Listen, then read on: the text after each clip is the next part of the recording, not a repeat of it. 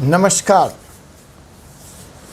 4C supreme law partners के इस नए एपिसोड में एक नया कानूनी एपिसोड लेकर मैं पुनः उपस्थित हूँ आप सब सुधी और लॉ के ज्ञानी दर्शकों के लिए। जी हाँ, मैं doctor Ajay Kumar Pandey, advocate, supreme court of India. तो आइए जनाब, जो आज का विषय है वह कुछ ऐसा है कि क्या दूसरी पत्नी, सेकंड वाइफ, अपने पति और अपने ससुराल वालों के खिलाफ क्रूएलिटी, अत्याचार, उत्पीड़न, मानसिक, शारीरिक, आईपीसी सेक्शन 498 ए के तहत मुकदमा दाखिल कर सकती है क्या?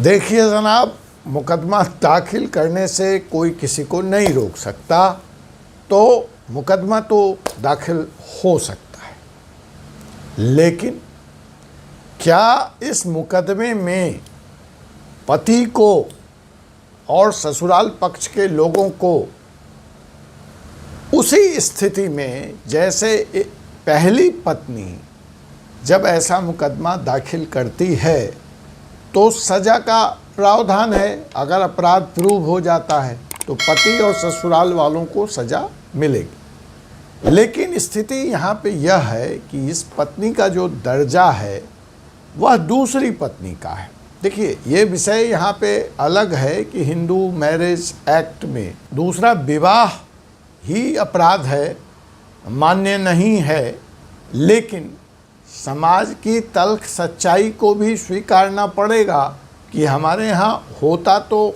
है ही ऐसा। तो अगर ऐसा हुआ है कि पत्नी दूसरी है और वह पति के खिलाफ अत्याचार 498 सेक्शन ए, साथ के साथ ससुराल पक्ष, सास, ससुर, ननद, नंदोई इत्यादि के खिलाफ एक मुकदमा दाखिल कर देती है, तो कानून इस बारे में क्या कहता है, क्या होना चाहिए, क्या हो रहा है, इसी विषय पर आज हम आपसे चर्चा करेंगे। अगर आपका कोई सवाल हो तो आप कमेंट बॉक्स में डाल दें, मैं उसका भी जवाब देने का प्रयास करूंगा। आपको लगता है कि आपके जानने वाले या आप में से कोई दर्शक इस विषय से लाभान्वित हो सकता है तो आप उन तक यह वीडियो पहुंचाने का कष्ट करें। और आपने अब तक अगर हमारे चैनल को सब्सक्राइब नहीं किया है तो सब्सक्राइब कर लें और बेल आइकन बटन को, मैंने देखा कि हमारे सब्सक्राइबर की संख्या 10,000 के आसपास अब पहुंचने वाली है। आप सबका बहुत बहुत साधुवाद, धन्यवाद, प्रणाम। लेकिन आप नोटिफिकेशन को नहीं दबाएं। बेल आइकन सब्सक्राइब तो कर लिया, लेकिन बेल आइकन बटन को नहीं दबाया तो उसको भी दबा लें ताकि आपको ताज़ा तरीन वीडियो की सूचना समय से मिल सके और आप जुड़ करके हमारे साथ लॉ की इस यात्रा, कानून की इस यात्रा को आगे बढ़ा सके। आर्थिक सहयोग की आपसे अपेक्षा है। पेटीएम के माध्यम से, जो डिस्क्रिप्शन में दिया हुआ है, आप मुझे आर्थिक सहयोग कर सकते हैं। सुपर थैंक्स के माध्यम से भी आप सीधे यूट्यूब से मुझे आर्थिक सहयोग कर सकते हैं। तो आइए, इस मुकदमे में हुआ क्या कि एक पत्नी ने, जिसका दर्जा दूसरी पत्नी का था, उसने एक मुकदमा दाखिल किया जहां उसने अपने पति और ससुराल पक्ष के लोगों पर 498 ए का आरोप लगाया। पुलिस ने न सिर्फ मुकदमा पंजीकृत किया, जांच करके आरोप पत्र भी अदालत में दाखिल कर दिया और अपराध का होया जाना या किया जाना साबित किया। ऐसी स्थिति में यह मुकदमा आगे बढ़ा और निचली अदालत ने पुलिस की अन्वेषण और मौजूदा साक्ष्यों को देखते हुए और गवाहों के बयानों के तदुपरांत अपराध का होना पाया और 498 ए में पति और पति के रिश्तेदार, मसलन पत्नी के, कंप्लेनेंट के इन लॉज के खिलाफ सज़ा मुकर्रर कर दी, सज़ा दे दी। पति की तरफ से यह मुकदमा उच्च अदालत में अपील के लिए गया, तो जो उच्च अदालत थी, रिवीजन पिटीशन जहां फाइल हुआ, वहां भी सज़ा एज इट इज़ बरकरार रख दी गई। अब यह मुकदमा under criminal revision petition Karnataka high court के समक्ष आया। कर्नाटक हाई कोर्ट ने इस मुकदमे में पति और उसके ससुराल पक्ष के लोगों को, इन लॉज को बरी कर दिया। तो देखिए, अपराध हुआ, मुकदमा पंजीकृत हुआ, चार्जेस भी फ्रेम हुए, बहस हुई, एविडेंस हुआ, क्रॉस हुआ और दो अदालतों ने पति और ससुराल पक्ष के लोगों को दोषी पाया, लेकिन हाई कोर्ट ने उनको बाइज्जत बरी कर दिया। तो है ना ये इंटरेस्टिंग विषय। और हाई कोर्ट ने जब बरी किया तो उसने सुप्रीम कोर्ट के एक बहुत ही महत्वपूर्ण फैसले का हवाला भी दिया। उसके आधार पे इन लोगों को सज़ा से छूट मिली, इन्हें निर्दोष साबित किया गया। तो इसी बात की हम चर्चा विस्तार से यहाँ करते हैं। सबसे पहले आइए हम देखते हैं कि हाई कोर्ट ने इनको बरी करते वक्त क्या कहा। कर्नाटक हाई कोर्ट का यह फैसला है, जिसमें कर्नाटक हाई कोर्ट ने setting aside the conviction order passed by the trial court और रिवीजन कोर्ट, दो जगह से ये पति और ससुराल पक्ष के लोगों को सज़ा बरकरार रखी गई थी। ट्रायल कोर्ट ने तो सज़ा दी थी और रिवीजन कोर्ट ने सज़ा को बरकरार रख दी थी। For section 498A on the complaint filed by the second wife. तो इनको छोड़ते वक्त जो महत्वपूर्ण है वो कर्नाटक हाई कोर्ट ने क्या कहा। High court, the prosecution has to establish that marriage of PW1, that is complainant, is legal or she is the legally wedded wife of the petitioner। उसने ये कहा कि सज़ा, अपराध हुआ नहीं हुआ, ये सब बाद की बात है। जो 498A का मूल तत्व है, इंग्रेडिएंट है, बेसिक इंग्रेडिएंट, जो इस ट्रायल कोर्ट को और रिवीजन कोर्ट को देखना चाहिए था, वह यह है कि जिस व्यक्ति ने, जिस महिला ने कंप्लेन किया है और जिसके खिलाफ किया है, क्या वह उसकी वैधानिक रूप से, कानूनी रूप से ब्याहता है? क्या उसकी वह कानूनी पत्नी है? यह पहला सवाल था जिसको कोर्ट ने, ट्रायल कोर्ट ने और रिवीजन कोर्ट ने एड्रेस करना चाहिए था, जो कि इस केस में नहीं किया गया। जो स्टेटस है, जो लीगल स्टेटस है कंप्लेनेंट का, वो मैरिड वाइफ का नहीं है, और अगर है भी मैरिड वाइफ का तो वो सेकंड वाइफ का है। यह इसने अपने ऑर्डर में कहा। कोर्ट आगे अपने ऑर्डर में कहता है, unless it is established that she is legally wedded wife of the petitioner, the court below ought to have acted upon the evidence of PW1 and PW2, and that PW1 was the second wife।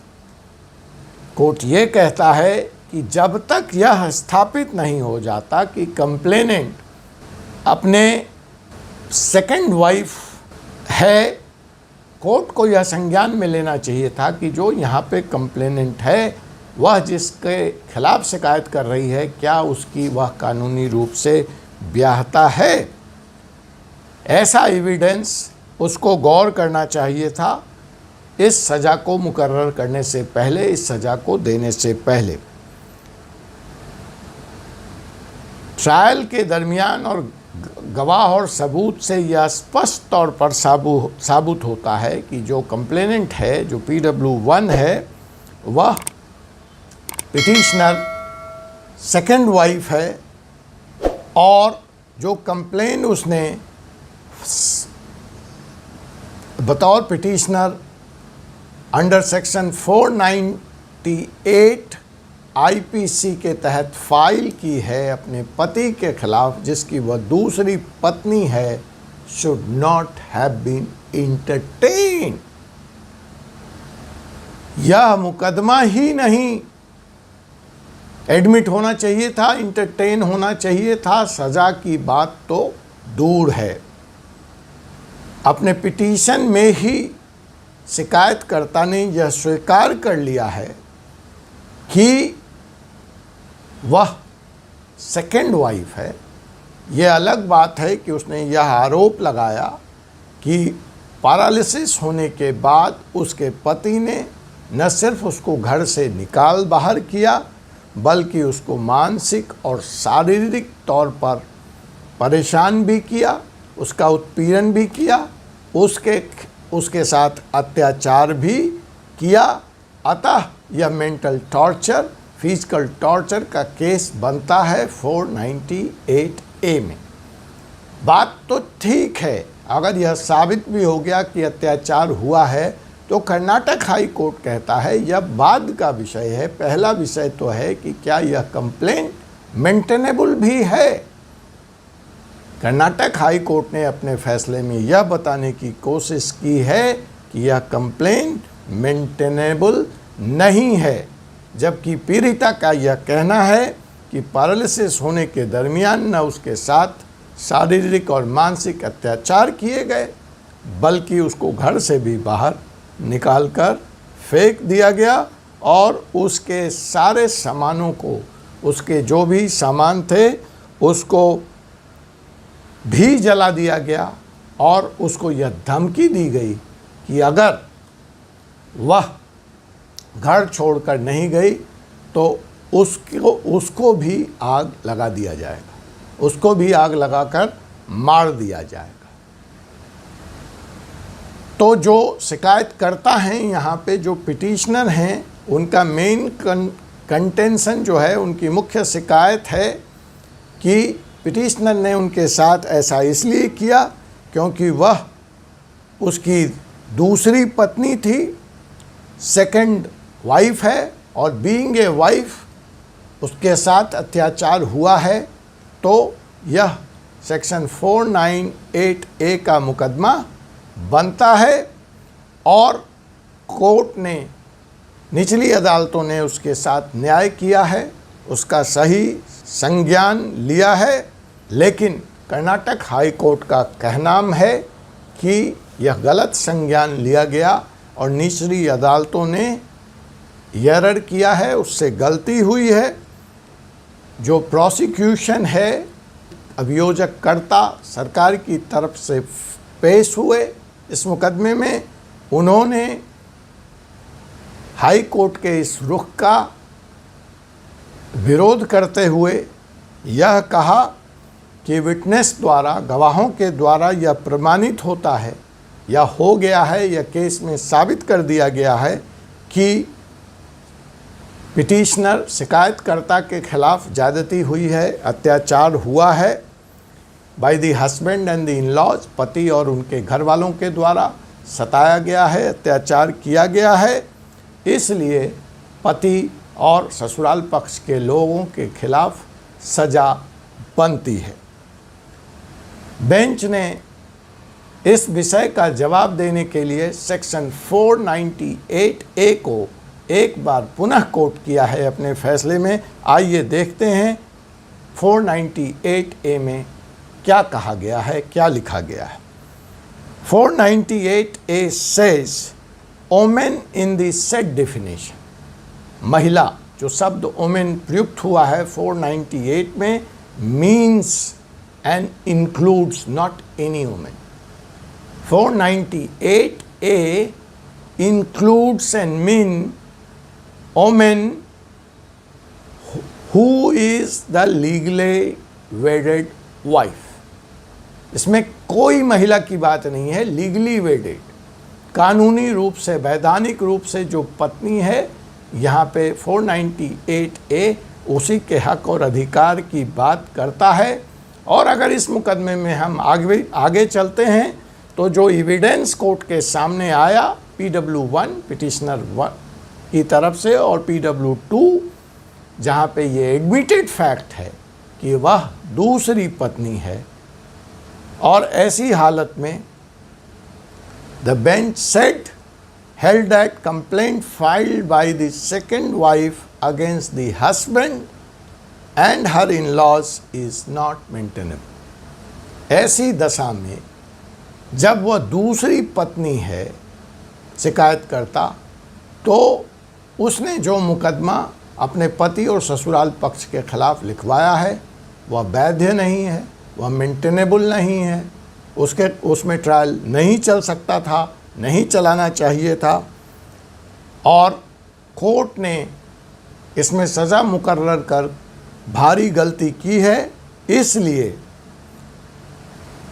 High court को under the principle and also interference is required, high court के द्वारा इस मुकदमे में हस्तक्षेप ज़रूरी है to exercise its revisional jurisdiction power, और अपने रिविजनल जुडिशनल पावर के तहत कोर्ट यह इस निष्कर्ष पे पहुंचता है, इस आधार पर पहुंचता है कि यह मुकदमा मेंटेनेबल नहीं है और पति और ससुराल पक्ष के खिलाफ जो शिकायत की गई है अभियोजनकर्ता के द्वारा, शिकायतकर्ता के द्वारा, द्वितीय पत्नी के द्वारा, वह गलत है। अपने फैसले को और बल देते हुए हाई कोर्ट सुप्रीम कोर्ट के जजमेंट का भी उदाहरण देता है, सुप्रीम कोर्ट के एक जजमेंट को कोट करता है। आइए उस जजमेंट का नाम हम आपको बता दें, उस जजमेंट, उस केस का हवाला जिसका कर्नाटक हाई कोर्ट यहाँ पे पति और ससुराल पक्ष के लोगों को बेकसूर उनको छोड़ने के लिए, बाइज्जत बरी करने के लिए जिस केस को मुख्य आधार बनाता है, उसका नाम है Shivcharan Lal Verma and another versus state of MP।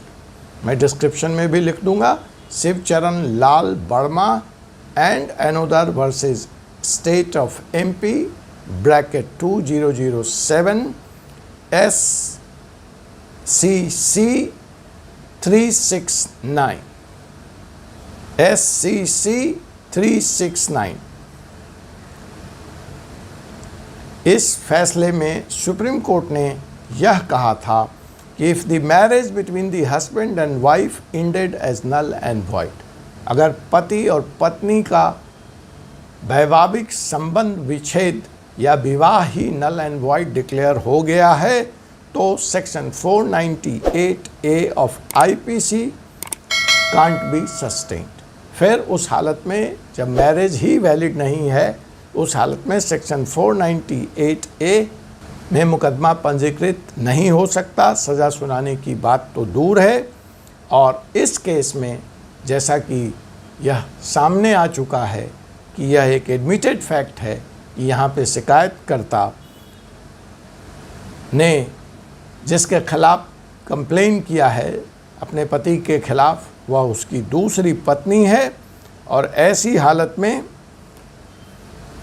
यह मुकदमा आगे नहीं चलाया जा सकता है, और इस मुकदमे में पति और उनके घर वालों को दोषी ठहराना या सज़ा देना कहीं से भी उचित नहीं हो सकता है। Once again I quote case title Kantha Raju and state of Karnataka, case number criminal revision petition number 1372 of 2019, citation 2023 live law bracket KAR 276, date of order 17/7/2023। ये सारी बातें मैं डिस्क्रिप्शन में दे रहा हूँ। मूल बात अगर मैं समअप कर दूँ तो सीधे तौर पर यह बात है कि 498A IPC सिर्फ और सिर्फ वैधानिक पत्नी के द्वारा इस्तेमाल किया जा सकता है। अगर विवाह ही वैध नहीं है या पत्नी का दर्जा कानूनी नहीं है या कानूनी तौर पर दूसरी पत्नी के द्वारा 498A में मुकदमा पंजीकृत करना कानून सम्मत नहीं है। ट्रायल तो दूर की बात है। इस अवधारणा को सुप्रीम कोर्ट ने भी अपने एक फैसले में स्पष्ट कर दिया है। वह फैसला जिसमें सुप्रीम कोर्ट भी इसी निष्कर्ष पे पहुंचता है वह है Shivcharan Lal Verma and another versus state of MP bracket 2007 SCC 369। आपसे पुनः मुलाकात होगी एक ऐसे ही मुकदमे के साथ, एक ऐसे ही विषय को लेकर 4C सुप्रीम लॉ के इस कानूनी एपिसोड में। धन्यवाद। सत्यमेव जयते। जय भारत, जय संविधान।